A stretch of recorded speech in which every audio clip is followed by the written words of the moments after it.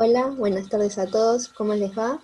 Bueno, bienvenidos a la segunda clase del módulo de accidentología y escena del crimen, ¿sí? Bueno, voy a proceder a mostrarles la presentación de la clase de hoy.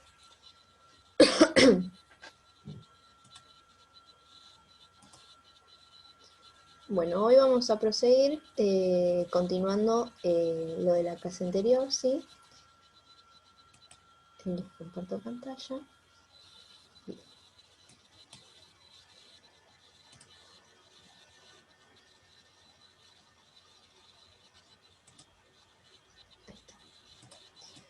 Bueno, vamos a seguir hablando de la accidentología, ¿sí? Bueno, para realizar una investigación de un accidente de tránsito tenemos tres etapas, ¿sí? Tenemos la etapa de recolección de datos, la etapa de reconstrucción y la etapa de análisis. La etapa de recolección de datos implica todo lo que es inspección ocular y recolección de evidencia, ¿sí? Para luego poder realizar una reconstrucción, es decir, poder establecer cómo sucedió el hecho, ¿sí? Y posterior a este, realizar un análisis de por qué sucedió, ¿sí? Bien, en principio la recolección de datos, como bien dije recién, se realiza una recolección se realiza primero una inspección ocular y luego se recolecta todos los indicios encontrados en el lugar, ¿sí? Bien, se realiza una inspección ocular, se observa los daños de los vehículos, se observa el lugar, se observa, bueno, se establece la dirección, sí, se establece el sitio, se observa la iluminación, las señales de tránsito, eh, las huellas que se hayan dejado, ¿sí?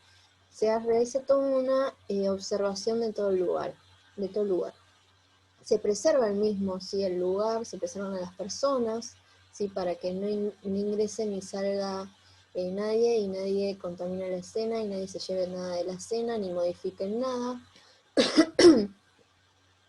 Y se preserva también a las personas del lugar, ¿sí? Las personas que se encuentran involucradas y a las que están trabajando en el mismo, ¿sí? Se toman vistas fotográficas, se deja todo registrado por vistas fotográficas. Las fotografías siempre, como les vengo comentando, desde lo general a lo particular y al detalle, ¿sí? Saco fotografías panorámicas, ubico el lugar, sí, geográficamente. Luego me voy acercando y voy sacando otras fotografías hasta llegar al lugar, ¿sí? Saco fotografías de todo el sitio específico, ¿sí? De los daños de los vehículos, de las huellas encontradas, ya sea de neumático, de rastros metálicos, etcétera, ¿sí? Y todo lo que sea relacionado al hecho.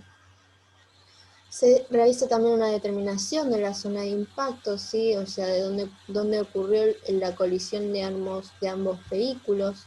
¿Sí? Esta zona está dada por un quiebre de huella o por los restos que, que surjan del mismo, ya sean restos de cristales, restos metálicos, etc. ¿Sí? Se realiza una identificación de los tipos de huellas y rastros sobre las calzadas, si son de neumáticos, si son de metálicos, si son de derrape, o si son objetos personales, ¿sí? También se identifica la posición final de los vehículos involucrados, ¿sí? Se identifica y luego se transmite al plano o al croquis que se realiza en el lugar, ¿sí? En el mismo debe estar registrado todos los datos necesarios para luego poder realizar la reconstrucción, ¿sí? Observo la señalización lumínica, ya sea vertical o horizontal, que exista, ¿sí? La lumínica puede ser tanto la iluminación artificial como también los semáforos, ¿sí? Vertical son todos los carteles de señalización que se encuentran de manera vertical en la vereda, así que los mismos indican, por ejemplo, contramano o lomo de burro, etc. Señalización horizontal se encuentra sobre la calzada, estos algunos indican la dirección, el carril, ¿sí? Cruce peligroso, etc. También debo registrar el sentido de circulación de las vías o de las calles, ¿sí? Hago un relevamiento planimétrico de todo, dejo todo registrado en un croquis, como también en fotografías. hago una observación de las deformidades que tienen los vehículos, ¿sí? Hago un análisis, observo para luego poder realizar un análisis de los mismos. ¿Sí? Hago una verificación de los elementos de seguridad, observo y verifico que estos estén correctamente, y sean tanto los elementos de seguridad activa como los elementos de seguridad pasiva que vimos en la clase anterior. Bien. Luego observo la trayectoria pre y post colisión, ¿sí? Y por último escucho a los testigos presenciales, ¿sí? Esto es importante, pero lo tengo que dejar en un segundo plano, o sea, se tienen en cuenta hasta cierto punto. Siempre, primordialmente, tenemos que dejar en primer plano lo que puedo demostrar a través de las pruebas, ¿sí? Bien, la recolección se debe realizar en un orden de prioridades, ¿sí? Debo comenzar por los rastros que no perduran en el tiempo y luego seguir con los que sí perduran en el tiempo, porque si por ejemplo yo voy con los elementos o rastros que perduran en el tiempo, puede ser que en ese momento que estoy observando estos, pierdo los que no perduran en el mismo, ¿sí? Entonces es importante realizar este orden de prioridades. Por ejemplo, chequear el funcionamiento de semáforos, cristales, huellas de neumático, son elementos que se pueden perder con el tiempo, ¿sí? Y el sentido de las calles y las medidas a tomar no van a cambiar, al igual que los daños en los vehículos, ¿sí? Estos perduran en el tiempo. Bien. Siguiendo con la recolección de datos, ¿sí? Se debe preservar el lugar y las personas, como les comenté, se debe preservar la prueba pericial, ¿sí? Para poder luego realizar una reconstrucción y un análisis, y hay que tener en cuenta, para la preservación del lugar, el tiempo de reacción de un conductor, ¿sí? Yo tengo que preservar el lugar, pero recordemos que los accidentes ocurren en las vías o en las rutas, y sigue habiendo circulación de vehículos, entonces debo señalizar bien con determinada distancia para que el conductor que viene y no está en conocimiento del accidente, al percibirlo, tenga un tiempo y una distancia en la que pueda llegar a frenar y no se produzca otro accidente, ¿sí?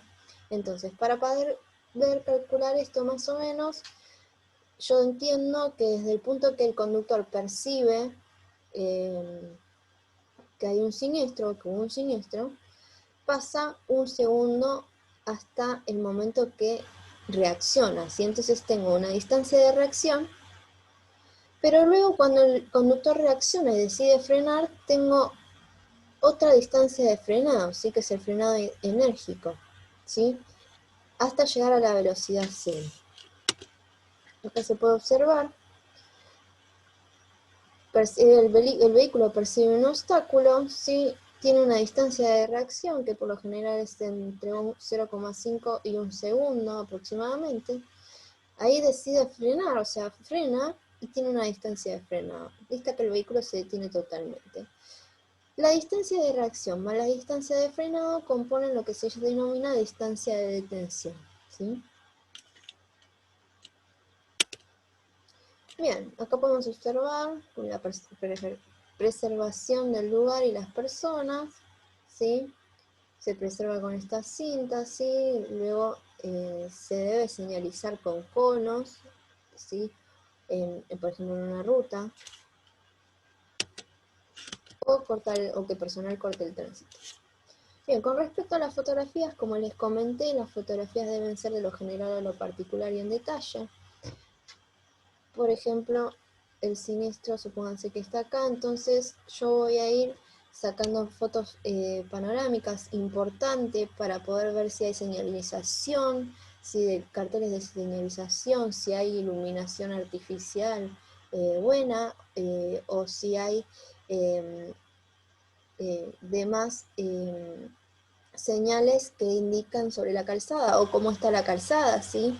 Entonces es importante ir acercándome al lugar donde se produjo la colisión, ir acercándome y realizando fotografías hasta llegar al detalle, ¿sí? Ven acá tengo fotografías más de cerca, acá se encuentra señalizado con conos, ¿sí? Bien, determinación de la zona de impacto. La zona de impacto es donde se produce el contacto entre ambos vehículos, ¿sí? En esta imagen se puede observar que la zona de impacto es esta, ¿sí? En la misma se observan quiebres de huellas o restos metálicos, de cristales, etc. Y lo que se puede observar en esta imagen, que está marcado con el aerosol el asfalto, y en esta la flecha indica la dirección que se encontraba el vehículo, y esto es la marca la posición del vehículo, para luego cuando se saquen los vehículos quedan situados y marcados donde se encontraban los mismos, ¿sí? En la posición final. Bien, luego pasamos a lo que es la identificación de tipos de huellas y rastros sobre la calzada, ¿sí? Puede haber huellas de neumáticos, como pueden ser huellas de frenado o quiebre de huella. El quiebre de huella puede indicar una zona de impacto, ¿sí? Sobre la calzada, como les comenté. También se pueden encontrar huellas de arrastres metálicos.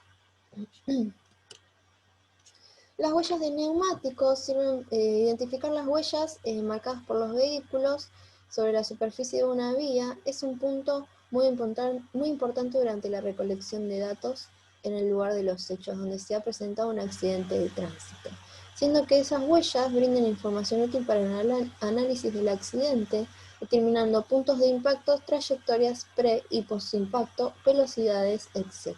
¿sí? Entonces las huellas de neumáticos son muy importantes para lo que es la reconstrucción de la mecánica del hecho, para establecer el punto de impacto, para establecer la trayectoria antes y posterior al impacto. Y también se pueden utilizar para determinar la velocidad en que venía el vehículo que dejó esa huella, ¿sí?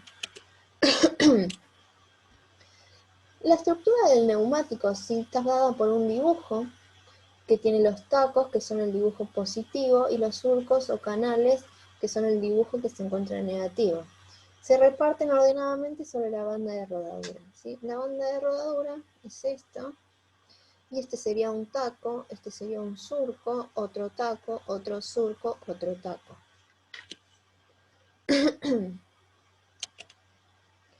Bien, la estructura del neumático seguimos, ¿sí? Luego tenemos lo que se denominan los hombros, que son estos. ¿Sí? A esta parte se denominan los hombros. Este es un surco, un taco, surco, un taco. Bien, se halla en cada lado de la banda de rodadura y de forma redondeada, ¿sí?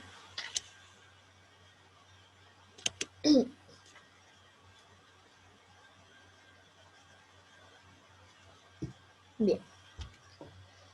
Luego tienen también una pared lateral, que es el flanco del neumático. Tienen un talón que contiene uno o varios núcleos de alambre en su interior, procurando un buen asentamiento de la cubierta en la llanta. Entonces tenemos los flancos,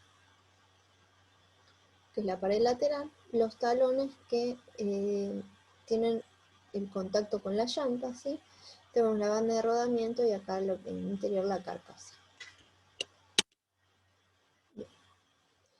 Ahora vamos a ver un poco lo que se refiere a la presión del inflado, ¿sí? Sabemos que los neumáticos tienen cierta presión cada neumático, ¿sí? Cada vehículo, es una presión determinada. Si por ejemplo observamos un neumático que se encuentra así, ¿sí? Que tiene acá un huequito sobre la banda de rodadura, ¿sí? Este indica que le falta presión al neumático, ¿sí? Si luego vemos un neumático que está así redondeado, ¿sí? Hasta los hombros tiene redondeados, entonces quiere decir que tiene un exceso de presión, ¿sí? La presión ideal o la presión adecuada sería que la banda de rodadura esté completamente apoyada sobre la calzada o sobre el suelo y los hombros estén así, ¿no? No que estén redondeados. Esta sería una presión adecuada que tiene que tener el neumático del vehículo. Bien. Ahora pasamos a lo que son las huellas, ¿sí? Tenemos las huellas de untadura, que es, por ejemplo, cuando el vehículo o el neumático en realidad pasa, por ejemplo, sobre agua o sobre barro, luego al salir de ahí deja las marcas sobre la calzada, ¿sí? Transfiere a través de la sustancia deja la marca, ¿sí?, de su huella sobre la calzada. Tiene tipo de superficie, hormigón armado, características, tiene sobre relieve, en positivo, tacos y surcos, ¿sí? Su sustancia impregnante es el agua, y acá se pueden ver los tacos, ¿sí? 1, 2, 3, 4 tacos, y las acanaladuras o surcos, 1, 2, 3, ¿sí? Que se pueden observar, de acá tenemos de manera más con acercamiento, ¿no? Con zoom. Luego tenemos lo que son las huellas de frenado y las huellas de aceleración. Las huellas de frenado, ¿sí?, dejan marcas desde tenues hasta más, más fuertes, ¿sí? O sea, tiene una marca que va desde atenuante hasta más fuerte su impregnación, ya que se produce por el caucho del neumático, se calienta y se transfiere a la calzada, ¿sí? Entonces, cuanto más caliente, más restos de huella deja, ¿sí? Entonces, va desde lo más tenue hasta lo más fuerte, ¿sí? En lo que es una huella de frenado. Una huella de aceleración es al revés, ¿sí? La huella de aceleración va desde lo más, deja marcas más fuertes, ¿sí?, hasta que se va atenuando la misma y luego desaparece, ¿sí? Entonces, cuando está acelerando, ¿sí?, en el lugar deja marcas más fuertes, ¿sí? Y luego a medida que sale y avanza, se va atenuando y va dejando menos huellas, ¿sí?, menos marcas sobre la calzada. En este caso, lo que se puede apreciar en esta imagen es una huella de frenado, ¿sí?, que el mismo vehículo se ve que no llegó a frenar antes de la senda peatonal y terminó frenando acá. Bien. Acá podemos ver también, y acá se pueden observar los surcos y los tacos, ¿sí? O canales y tacos. Te podemos observar 1, 2, 3, 4 tacos y 1, 2, 3 canales o surcos. Bien. Luego también tenemos lo que se denominan las huellas de derrape, ¿sí? Son marcas que deja un neumático que rueda y que a su vez se desliza de costado. Es decir, el neumático rueda, pero no rueda así derecho, sino que de costado, ¿sí? No sé si se puede observar. Voy a poner acá. Es decir, el vehículo va así, derecho, ¿sí? No deja huella de derrape, pero si el neumático va de costado, deja huella de derrape, ¿sí? Bien, su característica principal es un estriado transversal o diagonal sobre el pavimento producidos por las acanaladuras del hombro del neumático, destinadas a evacuar el agua del neumático. Es decir, al suceder esto, deja en la calzada una marca de un estriado transversal o diagonal, dependiendo de cómo sea el derrape, ¿sí? Que se producen por las acanaladuras del hombro del neumático. Si nosotros tenemos el sentido de avance de acá hacia acá, ¿sí?, en una frenada en una frenada en curva así de derrape, las marcas van a ser en diagonal, ¿sí?, hacia allá. Ahora, si en el derrape tengo una aceleración en curva, las marcas van a ser hacia allá.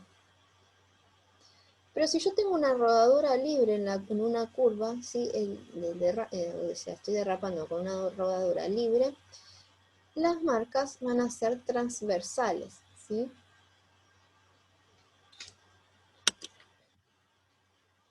Se puede observar que estas marcas son transversales.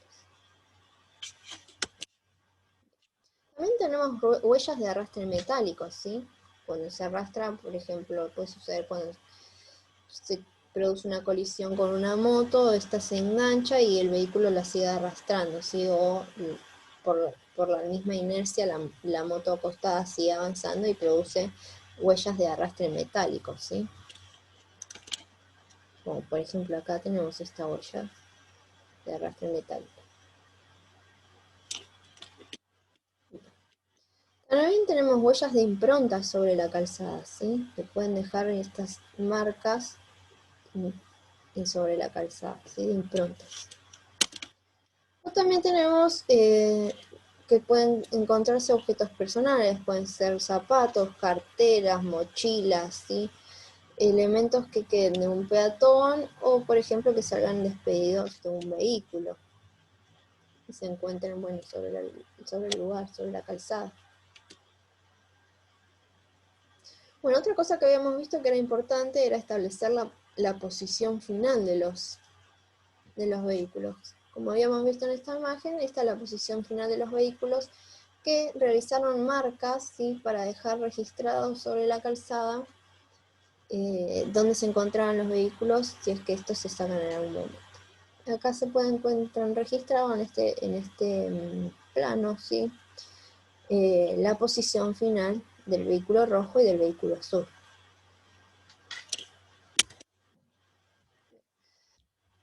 Observar la señalización lumínica vertical, horizontal existente, ¿sí? Acá se puede ver.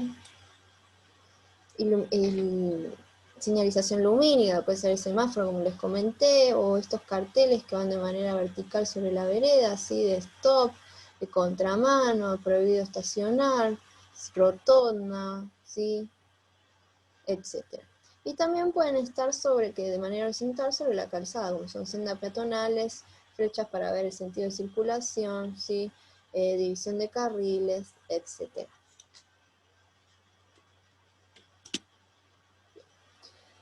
Observar el sentido de circulación de las vías y calles. Por ejemplo, en esta imagen se puede observar que esta calle o esta vía tiene doble sentido de circulación, se encuentra direccionado con las flechas de manera horizontal sobre la calzada. Acá esto indica que no se pueden sobrepasar.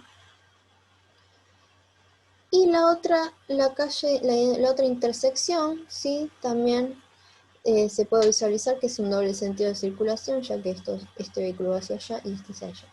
Es importante también dejar registrado el nombre de la calle, ¿sí? Bueno, y el sentido de circulación de las mismas. Relevamiento planimétrico, como habíamos visto en la clase pasada, es importante dejar plasmar en el plano todo exactamente igual, las medidas, la ubicación, posición final de los vehículos, igualmente situados las huellas de neumático, de restos metálicos, etcétera, medirlas, ¿sí? Poner referencias, ubicar geográficamente las calles, ¿sí? Marcar el norte, el sur, el este y el oeste, ¿sí? O sea, poner los puntos cardinales. Hay que dejar todo registrado en el plano o en el croquis que se realice. Es importante para luego poder realizar una reconstrucción, ¿sí? de la mecánica del hecho, ¿sí? Por eso es muy importante que se realice la recolección de datos y revisarla bien. Por ejemplo, en este plano es la estación de Liniers sobre Rivadavia, el punto de impacto se dio acá, ¿sí? Y los vehículos siguieron circulando unos metros más hasta llegar a su posición final. Bien. Identificación de los daños, ¿sí? Según la característica del daño que posee el vehículo, pudo haber sido contra un cuerpo duro, contra un cuerpo blando, contra un cuerpo duro estático o contra cuerpos semiduros, ¿sí? Por ejemplo, un cuerpo duro se da cuando la dureza es igual o similar al vehículo investigado, ¿sí? Es decir, por ejemplo, en esta imagen se puede observar que es un auto y otro auto, ¿sí? Ambos son cuerpos duros. Contra un cuerpo blando, por ejemplo, se da cuando es de menor dureza que el vehículo investigado, por ejemplo, un peatón, que se puede observar en esta imagen, ¿sí? Contra un cuerpo duro estático, si por ejemplo este árbol te deja, cuando se observa el daño, deja o copia la forma de este objeto, ¿no? Como es en este caso que el vehículo copia la forma del árbol, ¿sí? O contra objetos, cuerpos semiduros, que se da por ejemplo cuando un neumático o una moto colisiona sobre la puerta de un vehículo, o en este caso que colisiona contra el capot del vehículo, ¿sí? El neumático es un cuerpo semiduro. Bien. Bueno, realizar la recolección de datos, ¿sí? Del croquis, de la fotografía, de la observación de las huellas, los rastros, establecido el punto de impacto. Registrado todo esto y recolectada toda esa información, se procede a lo que es la reconstrucción del hecho, ¿sí? Se establece cómo ocurrió el hecho a través de los datos disponibles, ¿sí? Y mediante la aplicación de leyes y principios de la física. Se puede establecer la mecánica del hecho en el caso que el perito haya podido estar en el lugar del accidente, ¿sí? Ya vamos a ver más adelante que a veces esto no se puede dar porque el perito no se encontró en el lugar. Pero bueno, para la reconstrucción también tenemos que identificar los tipos de deformaciones que pueden ocurrir, ¿sí? Tenemos la deformación plástica y la deformación elástica. Se da la deformación plástica cuando el elemento se deforma y queda en esa posición, es decir, no vuelve a su posición original. Por ejemplo, se da cuando es contra un cuerpo duro, contra un cuerpo blando, contra cuerpos duros estáticos o contra cuerpos semiduros. En cambio, la deformación elástica sucede, por ejemplo, cuando contacto con un elemento duro se deforma, ¿sí? Y luego vuelve a su lugar, por ejemplo, un paragolpe, ¿sí? Entonces es una deformación elástica porque se produce una deformación, pero no queda en esa posición, sino que vuelve a su lugar de origen. Bien. Luego también en la reconstrucción podemos establecer los tipos de colisiones. Tenemos colisiones frontales, colisiones laterales, colisiones traseras, que son por alcance, colisiones angulares y colisiones por vuelco. Tenemos una colisión frontal, ¿sí? Cuando se dan de frente, colisión lateral cuando uno está de costado y el otro de frente, y colisiona en uno de los laterales.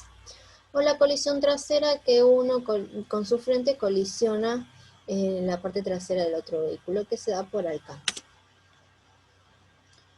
Bueno, tenemos lo que son la dirección de la colisión, ¿sí? Una dirección longitudinal que se da por frontal o trasera, o angular, que pueden ser la ortogonal, que se da cuando el vehículo va hacia allá o hacia allá, y colisionan otro vehículo de frente en alguna parte lateral de este, sea lateral izquierdo o lateral derecho.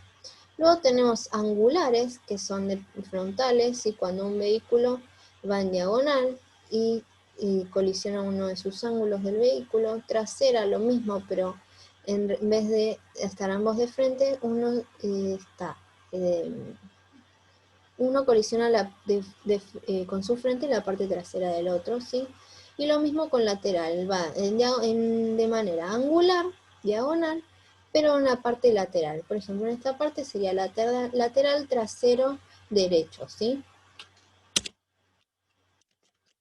Bien.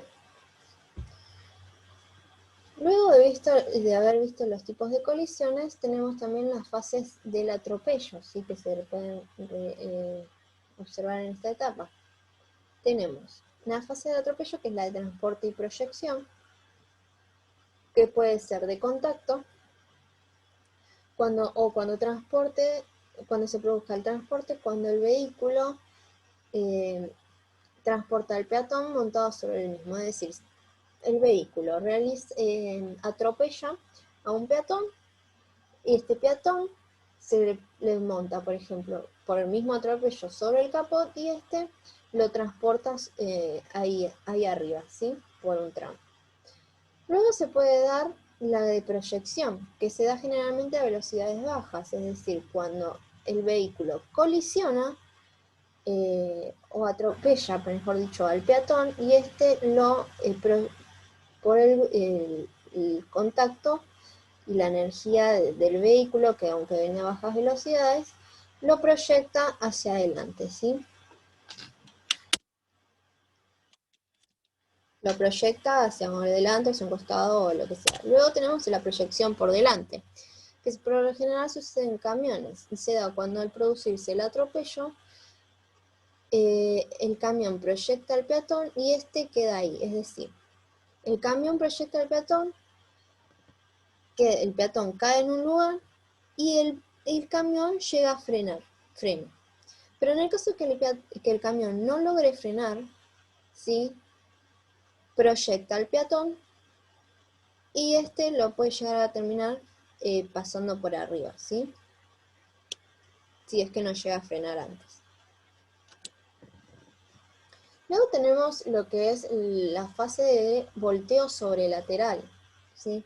Se da cuando el peatón contacta al vehículo y este, por la velocidad que viene, lo hace rotar o sea, rota sobre el vehículo y luego sale expulsado, ¿sí? Hacia afuera. Luego tenemos lo que es el volteo sobre el techo, y este se da cuando el peatón toma contacto con el vehículo, ¿sí? O sea, el vehículo atropella al peatón, este toca el parabrisas, rota y cae atrás, es decir, este es el peatón, rota y cae atrás del vehículo, pero se puede dar en vehículos que tienen en el techo la ventanilla que se abre. Sí, se puede dar que el peatón rote y en vez de caer atrás del vehículo, caiga dentro del vehículo. ¿Sí? Se puede dar porque ocurrió. Bien.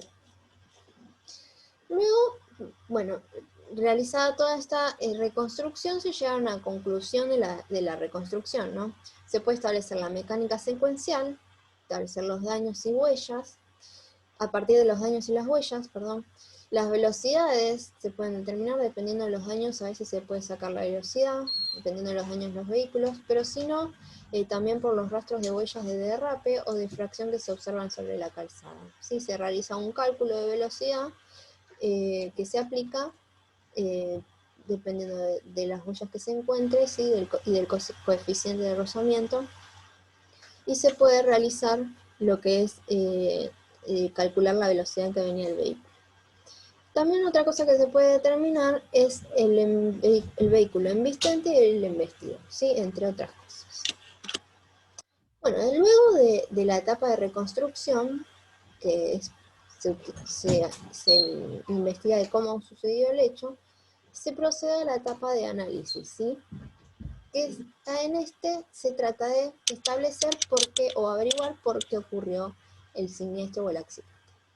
Bien, se analiza, como dice acá, el por qué sucedió el siniestro, ¿sí? Se determinan las causas del accidente, y las causas pueden ser relativas al individuo, la conducción, el vehículo, el clima o el camino, ¿sí? Son factores que pueden causar el accidente. Bien, se define como causa aquella que concurre para producir un determinado resultado y es consecuencia de una combinación de factores simultáneos y secuenciales, donde la ausencia de uno puede influir en que el resultado no se produzca. Es decir, la causa se da por una combinación de factores que los mismos pueden darse simultáneamente o secuencialmente, ¿sí? Esto ocasionando la causa del accidente, ¿sí? Sí, puede darse que la ausencia de un factor influya en el resultado, puede ser que no se produzca el accidente o que se produzca de otra manera, ¿sí? Diferencia entre causa y factor. Bien, una causa produce el resultado, siendo esta una combinación de factores. Es decir, que una causa está dada por una combinación de factores. Cada factor es un elemento necesario para producir el resultado, pero no es suficiente por sí solo. Es decir, debe haber varios factores, no es que un factor puede llegar a ocasionar el accidente, ¿sí? No, se tiene que dar varios factores que produzcan la causa del accidente. Bien, al analizar la causa de un accidente es importante determinar la combinación de factores y también el grado de influencia de cada uno. Entonces, cuando yo analizo el porqué para establecer la causa, debo determinar cuáles fueron esos factores y también debo determinar qué factor influyó más en el accidente, ¿sí? ¿Cuál es el que más influye? Bien, por ejemplo, un conductor pierde el dominio de su vehículo al circular en horas nocturnas por una curva cerrada de una ruta, derrapando y volcando luego de transponer el sector banquina exterior. Es decir, viene un vehículo circulando por la noche, ¿sí? Y en una curva cerrada derrapa y luego vuelca al pasar por el sector de la banquina exterior. Dicha curva se encuentra debidamente señalizada y con indicación de velocidad máxima, es decir, la misma está señalizada y tiene un cartel que indica la velocidad máxima que debe pasar por esa curva, ¿sí? Suponemos que los resultados de la investigación accidentológica permitió definir algunos de los siguientes factores contribuyentes. Es decir,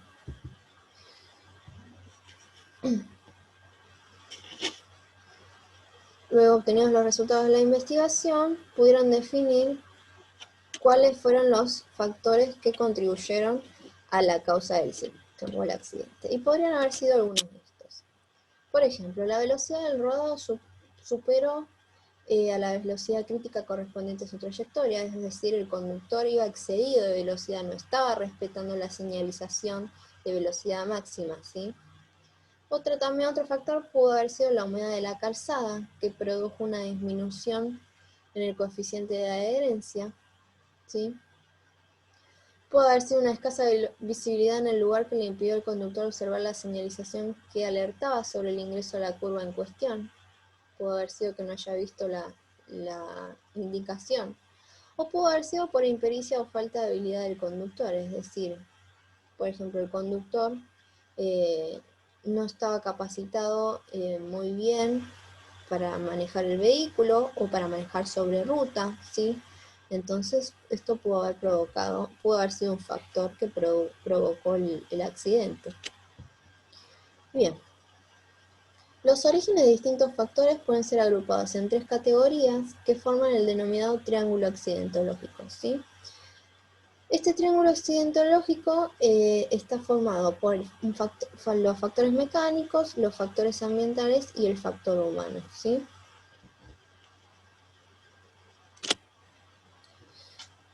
Bien, el factor humano, ¿sí? En esta categoría se incluyen tanto al conductor como al acompañante, pasajero y o peatón, ¿sí? Y en este factor se considera el estado físico, psíquico y conocimientos, entre otras cosas, ¿sí? Entonces, el factor humano está relacionado a la persona que conduce, al peatón que está cruzando la calle, o etcétera, que se encuentra en la vía pública, algún acompañante que esté con el conductor o algún pasajero, ¿sí? Cualquier acto que éste realice puede ser un factor influyente para causar un accidente. Luego tenemos el factor mecánico, que comprende al vehículo y su incidencia directa en el accidente, que se puede manifestar por su mala conservación o por no contar con los elementos que podrían haber disminuido o provenido por las lesiones, ¿sí? Esos elementos son los elementos de seguridad activa y los elementos de seguridad pasiva, ¿sí? Puede haber un mal funcionamiento del vehículo, sí, ya sea por una mala conservación, es decir, el dueño del vehículo no lo revisó, no le realizó los servicios de mantenimiento, ¿sí? O puede haber venido una falla de fábrica también, o puede ser que los elementos de seguridad activa o pasiva no hayan funcionado correctamente, ¿sí? Otro factor es el factor ambiental, que incluye tanto las condiciones meteorológicas como la lluvia, la niebla, el neblina, o sea, todo lo respectivo al clima, como también lo que respecta a las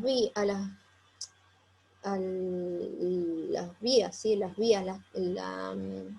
calles, ¿sí? La calzada, ¿sí? Condición de la calzada, señalización, lo que respecta relacionado a esto, ¿sí?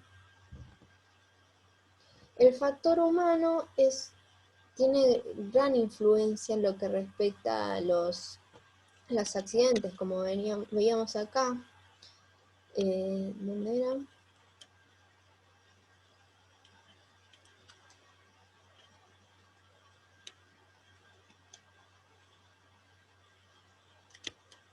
acá. Por ejemplo, que dice, al analizar la causa de un accidente es importante determinar la combinación de factores, ¿sí? Ya sea un factor humano, un factor ambiental, un factor mecánico. Hay que ver si se combinó alguno de estos y también en qué grado influyó cada uno. Por lo general, el más influyente es el factor humano, ¿sí? Y luego siguen los demás.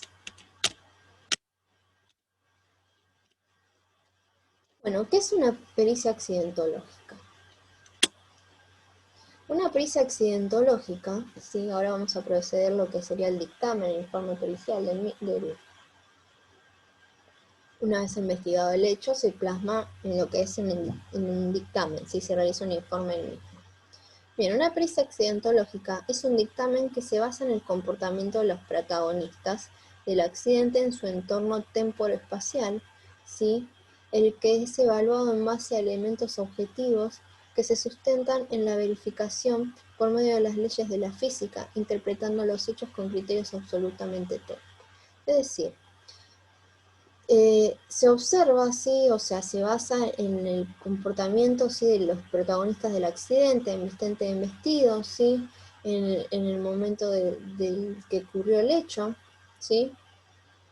Y el que es evaluado a base de los elementos objetivos que se sustentan en la verificación, ¿sí? Por medio de las leyes, o sea, a través de las leyes de la física se realiza una evaluación, una interpretación de los datos que se obtuvieron del lugar, ¿sí? Se interpretan los mismos con criterios técnicos científicos y luego se realiza el dictamen o el informe. Bien, características de la pericia. La misma debe ser la misma debe ser objetiva, ¿sí? Y solo con afirmaciones demostrables. Es decir, lo que yo estoy diciendo lo tengo que demostrar con las pruebas que yo hallé en el lugar. Por eso es importante dejar un registro de las mismas y preservar la prueba pericial. De ahí salen los dictámenes científicos que son irrevocables con el verdadero rigor pericial, ¿sí? Y los dichos de testigos son relativos, es lo que yo le decía. Hay que tomar declaraciones de testigos, pero estas deben estar en segundo plano, ya que lo importante son las afirmaciones que yo puedo demostrar con la prueba pericial, ¿sí? Bien, luego tenemos los tipos de informe. Tenemos el informe técnico, se puede realizar el informe técnico en sede policial, o tenemos la pericia accidentológica en sede judicial, ¿sí?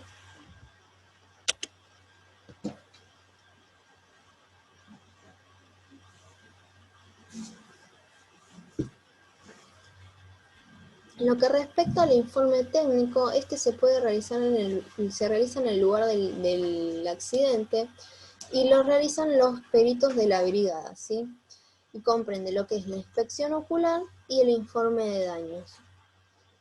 Luego, el informe técnico en sede policial se da cuando los vehículos son secuestrados y se encuentran en la comisaría, si los mismos se llevan a la comisaría, y se realiza solamente, el perito realiza un informe de daños del vehículo, porque es lo único que puede llegar a observar y de lo que se puede basar para realizar el informe, ¿sí? O sea, de lo que no ve o lo que no tiene conocimiento no puede realizar un informe el perito. Y luego tenemos lo que es la pericia accidentológica en sede judicial. En este tipo de informe no se puede reconstruir el hecho, solo se puede identificar los daños. Por ejemplo, tal vehículo tiene tal daño, ¿sí? Ya que lo que se basa es en el conocimiento que puede tomar a través del expediente. Entonces, como repito, el perito no puede informar algo que no tomó conocimiento o que no está demostrado en algún registro fotográfico o en algún registro planimétrico o en las pruebas encontradas en el lugar, ¿sí? Bien, y lo que respecta al informe pericial, el dictamen pericial, está dado por diferentes partes, ¿sí? Tenemos el encabezado, tenemos el objeto del peritaje, tenemos elementos ofrecidos para estudio, tenemos diligencias practicadas, inspección ocular, mecánica del hecho y las conclusiones. En el el encabezado va todo lo relacionado a la causa, se presenta el perito, ¿sí? Con su nombre, con número de legajo, ¿sí? Su dirección, sus datos personales, o sea, su edad, su estado civil, se pone el nombre de la causa, ¿sí? El juez que interviene, la jurisdicción que interviene, se deja todo registrado ahí, y se pone la fecha y hora, y el lugar en que se encuentra, ¿sí? Luego el objeto de peritaje, también denominado punto de pericia, ¿sí? Este ítem es donde el juez indica lo que quiere saber respecto al hecho, ¿sí? O lo que quiere que el perito le responda o sacarse las dudas respecto al hecho. Bien, puede solicitar la mecánica del hecho, puede solicitar el instante de investido, puede solicitar que se informen los daños, ¿sí? Que tuvieron los vehículos. Bien, los elementos ofrecidos para estudio son los elementos que yo tengo para analizar. Por ejemplo, puede ser un Chevrolet tal dominio, una moto tal dominio, ¿sí? El lugar, por ejemplo, intersección de tal calle con tal calle, ¿sí? Esos son los elementos de estudio. Diligencias practicadas es la diligencia que yo realicé para poder establecer la mecánica del hecho, ¿sí? Por ejemplo, tal vehículo tiene daño en tal lugar, puede tener una deformación plástica, una deformación elástica, etc.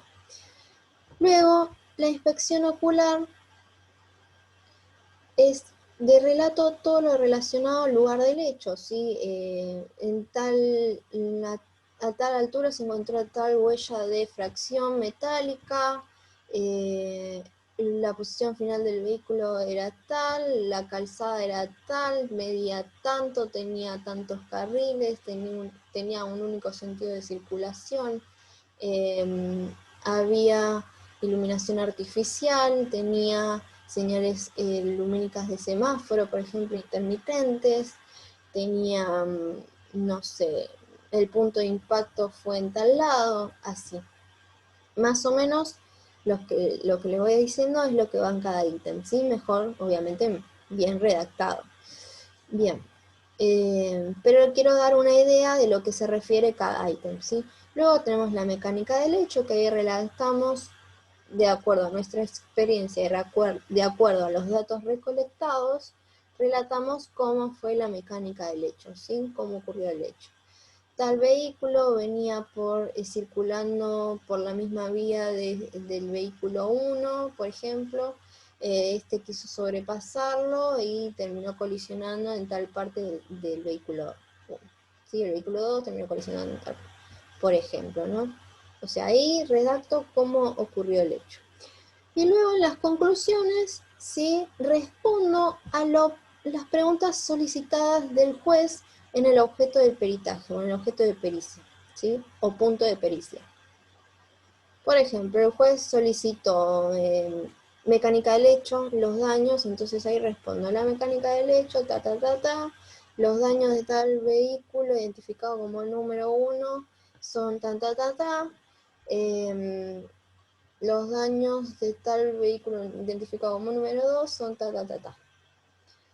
El vehículo invistente es el denominado tal y tal, el vehículo investido es el identificado como tal y tal.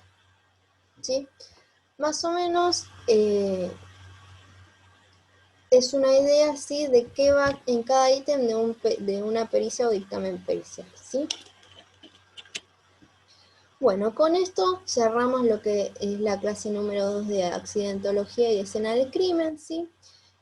Cualquier cosa, bueno, en principio muchas gracias por escucharme y por prestarme atención, y cualquier cosa me pueden estar consultando en lo que es la plataforma virtual, ¿sí?